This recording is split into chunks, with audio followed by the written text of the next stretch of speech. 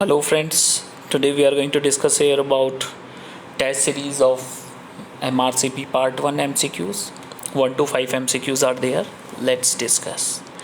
A 26-year-old present with 6-week history of galacturia. Remember galacturia. She has no other symptoms but take medication for contraception. Indigestion and headache. She found to have prolactin level more than 50. Which one of the following drug may responsible? Codeine, metoclopramide, omeprazole, oral contraceptive pill, or somatriptan? So guys, this MCQ is very simple. They want to ask which drug causes hyperprolactinemia. So answer is metoclopramide.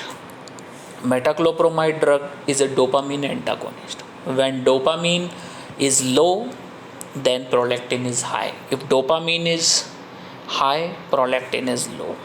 Okay.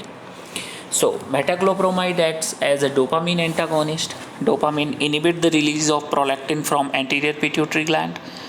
Therefore, metoclopramide can predispose to hyperprolactinemia, which in turn causes galacturia. Okay.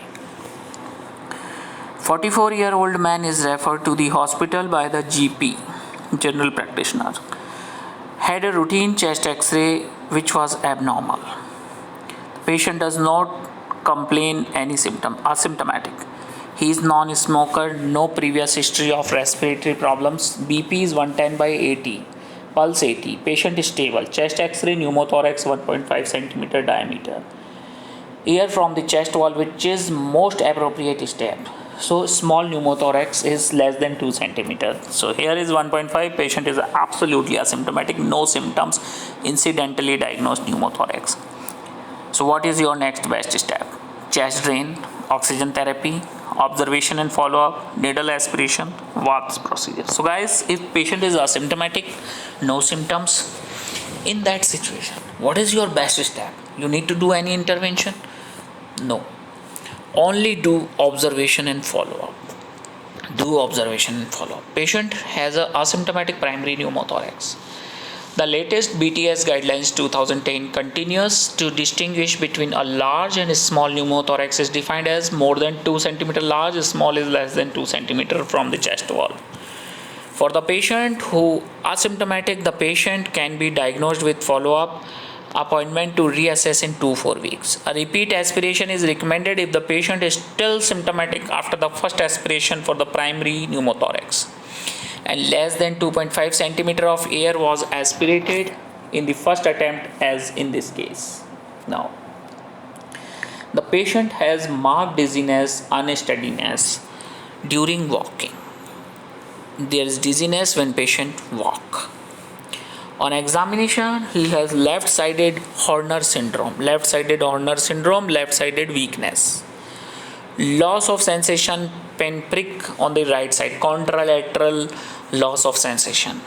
Ipsilateral Horner syndrome, left side weakness. What is likely diagnosis? Even no need to see MCQs. Direct you have to answer. Left internal capsule infarct, posterior and inferior cerebral artery occlusion, medullary infarct, multiple sclerosis, vertebral artery dissection. This answer is posterior inferior cerebellar artery occlusion. Also known as Wallenberg syndrome. The signs are vertigo, ipsilateral cerebellar signs, and weakness. Contralateral sensory loss. There is also cranial nerve involvement causing dysphagia and dysarthria. So this is an Wallenberg syndrome, posterior inferior cerebral artery occlusion. Okay, now very important, remember this MCQ. A patient has returned from Malaysia. He now has fever 39 degrees Celsius and headache, muscular ache. Return from Malaysia, fever 39, headache, muscular ache and pain. Erythematous rash on abdomen and thigh. There was cervical and inguinal lymphadenopathy. Blood test, hemoglobin normal, MCV normal, WBC normal, WCC means white cell counts. Platelets low platelet 1,20,000. Urea 7, creatinine 100, okay, sodium 142, potassium 4.2. Bilirubin high, AST high, alkaline phosphate very high, albumin, ESR high, CRP high. What is likely illness? Guys, syphilis, chlamydia, dengue, yellow fever, typhoid. Here, low platelet. In which fever you find low platelet? Rashes, headache, retroorbital pain, muscular ache, history of traveling from Malaysia. Answer is dengue fever. This is the case of dengue fever. Okay. Is caused by arthropod-borne flavivirus, typically Aedes mosquito insect. It is present in Southeast Asia, Africa, Middle East, and India. The disease has incubation period of 7 days, headaches, retroorbital pain, musculoskeletal pain, maculopapular rash. Treatment is conservative with antipyretics and bed rest.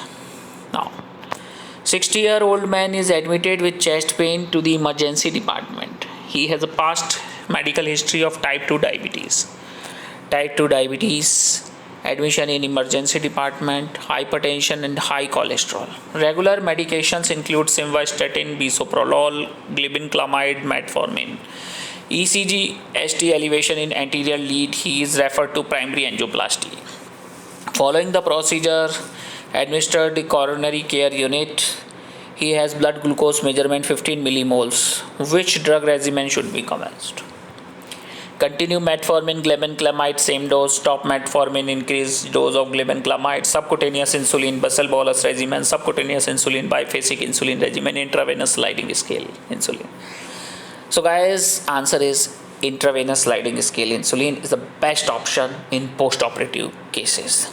It has been shown from previous trials, DIGAMI study, that insulin-based glucose management leads to improved outcome in type 2 diabetes. Most post myocardial infarction. Good glycemic control can be achieved with a sliding scale insulin regimen or glucose insulin potassium regimen.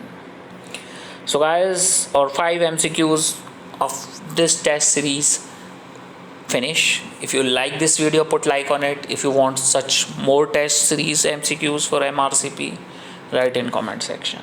Thank you.